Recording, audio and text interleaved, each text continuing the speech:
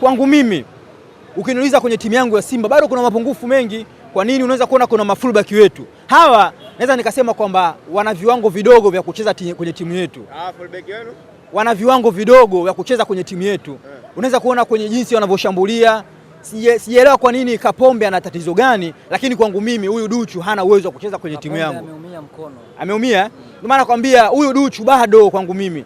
Mwangalie jinsi alivyopiga cross, hana uwezo wa kupanda kwa sababu mfumo huu wa 4-3-3 unahitajia timu inatumia pembeni. Inabidi mafullback, mawinga waende juu kwenda kusaidiana na mawinga kwenye kupiga cross.